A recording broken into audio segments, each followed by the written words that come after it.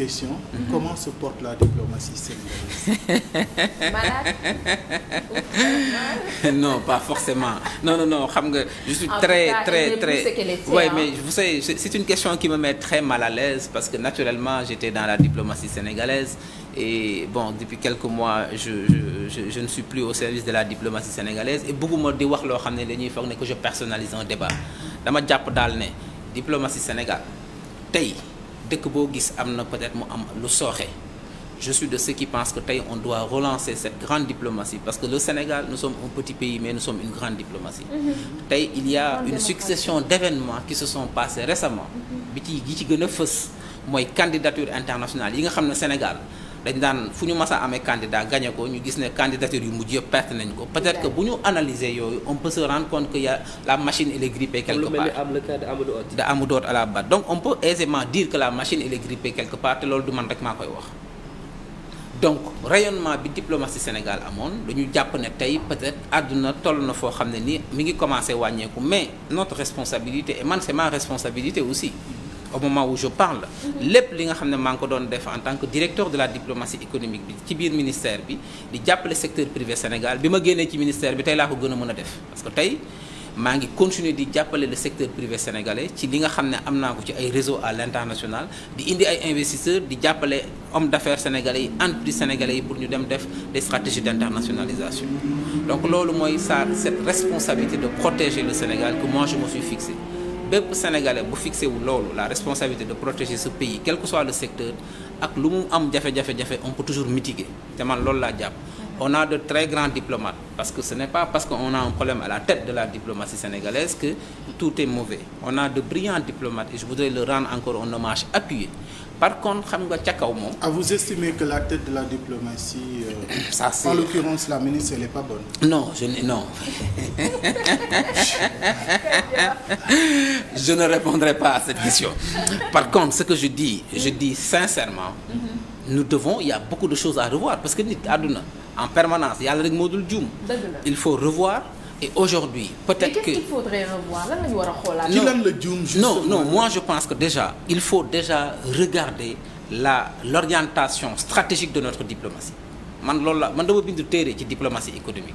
Dama jàpp tey fondamentalement au-delà des problèmes structurels qu'on a avec conjoncturels ak ministre yeeg yooyu, c'est aujourd'hui l'orientation diplomatique du Sénégal. L'orientation elle est bonne, on parle de l'intégration africaine, je pense qu'on a même changé.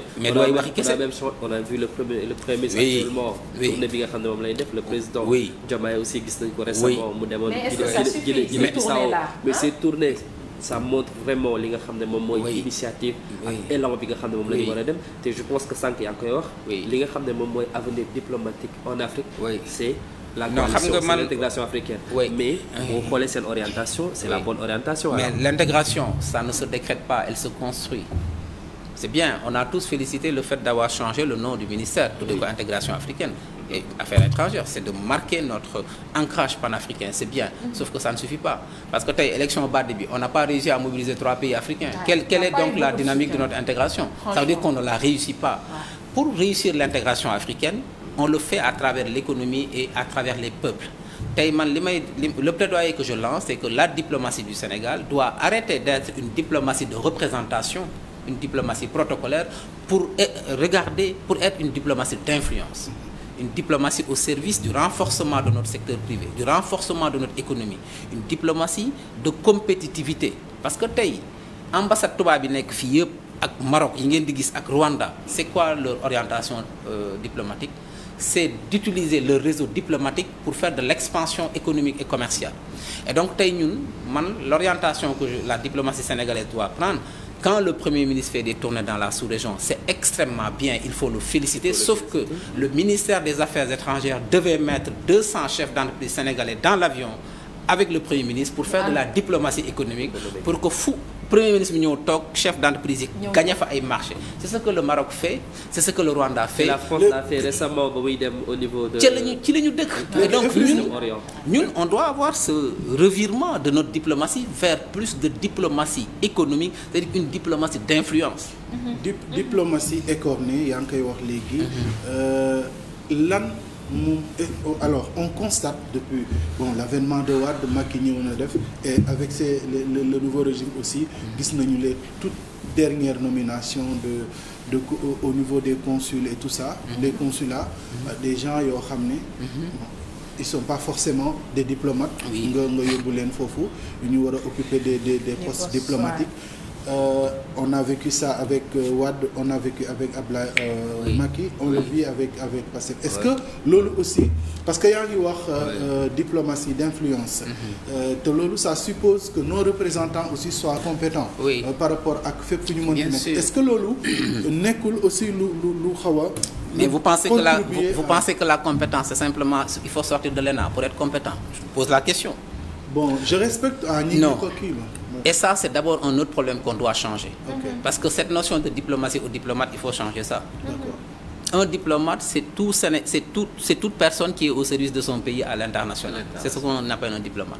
Maintenant, il y a des cœurs de métier. Il y a les conseillers des affaires étrangères, il y a les chanceliers des affaires étrangères qui sont formés ici dans une école après avoir fait un concours. Mais est-ce que vous pensez que dans tous les grands pays qui fonctionnent, quels sont les nouveaux thèmes de la coopération internationale aujourd'hui? C'est le changement climatique. C'est l'économie, c'est la sécurité, c'est le numérique. Mais dans tous les grands pays, les grandes chancelleries, quand ils vont négocier sur ces questions-là, mais vous pensez qu'ils vont prendre juste des diplomates qui sont sortis de l'école nationale d'administration? Ils vont prendre les meilleurs experts de leur pays sur ces questions-là pour les enrôler dans la diplomatie, pour que dans les négociations, nous puissions défendre des positions connues. Voilà ce qu'il faut faire. Parce que, et donc cette notion de diplomatie au diplomate, il faut mettre ça par terre, parce que la diplomatie, c'est le domaine où tout le monde a sa place et tous les talents du pays doivent avoir leur place. Quand on va discuter de questions sécuritaires, il faut enrôler les officiers supérieurs, dans la diplomatie, nous devons négocier. Quand il faut aller parler de changement climatique, il faut prendre les meilleurs experts environnementalistes, les enrôler dans la diplomatie, nous devons négocier. Quand on parle de diplomatie économique, il faut prendre des financiers, des gens qui connaissent les marchés financiers, nous devons diplomatie économique. C'est comme ça qu'on va renforcer les capacités de notre diplomatie et d'arrêter de dire que la diplomatie c'est pour les diplomates, parce que ça veut dire quoi un diplomate? C'est quelqu'un qui est simplement en service pour son pays. Et donc, l'histoire a démontré d'ailleurs que l'actuel ministre des Affaires étrangères, ce n'est pas une diplomate, et c'est pourtant la chef de la diplomatie. C'est pas une diplomate. Et les meilleurs ministres des Affaires étrangères de ce pays-là, ils sont connus. La majorité, ce ne sont pas des diplomates. Donc, il faut que nous arrêtions. Déjà, il faut nous changer. Il faut que la diplomatie doit être un pôle de compétences. Et que toutes les compétences du Sénégal doivent avoir leur place dans cette diplomatie que nous devons utiliser comme un outil d'influence pour le Sénégal. Pour avoir un outil d'influence, il faut staffer les meilleurs. Et mieux encore, il faut renforcer même l'offre de formation. Pourquoi la France a supprimé l'ENA? L'École nationale d'administration en France, elle a été supprimée. Parce qu'ils se sont rendus compte qu'ils n'ont plus besoin de former des administrateurs. Ils ont une administration achevée. Ils ont besoin maintenant de managers publics.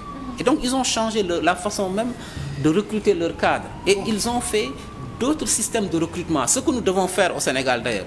Parce que vous savez, on va en arriver là, parce que quand on voit toutes les malversations, les cerveaux sont tous des... Non, moi je ne parle même pas de ça, mais je dis, vous savez, quand on fait un concours, le nouveau défi, on maîtrise sciences naturelles, def concours, dem section diplomatie. 2 ans tu es le plus grand diplomate du monde. Mais il faut de la formation continue sur le nouveau thème de la coopération internationale et sur les enjeux du 21e siècle. Les nouveaux défis, les enjeux sécuritaires, environnementaux, le changement climatique, l'économie. Mais donc, c'est de la formation en permanence. Et les meilleurs experts, et donc moi je suis de ceux qui pensent que la diplomatie, c'est le domaine où tout le monde doit avoir sa place, et particulièrement les talents de ce pays, et qu'on fasse de cette diplomatie un outil d'influence au service de nos intérêts. Il faut que la diplomatie soit le pays. Quand on prend de l'argent pour payer des gens, nous sommes à des milliers de kilomètres pour nous toguer au Sénégal. Ce n'est pas pour toguer yonner à Ikit que c'est pour nous avoir nous au-delà des négociations diplomatiques bilatérales, nous avons une économie. investissement, etc. Et ça, aujourd'hui, la question migratoire, la mobilisation de l'argent de la diaspora, c'est un thème aujourd'hui de diplomatie économique. Et là, il faut que marché, pas forcément des fonctionnaires ils sont pas à l'aise sur les questions économiques. Sur la question environnementale, il faut des environnementalistes, etc., etc. Et donc ça, je pense qu'il faut que nous appelions du Sénégal, quoi.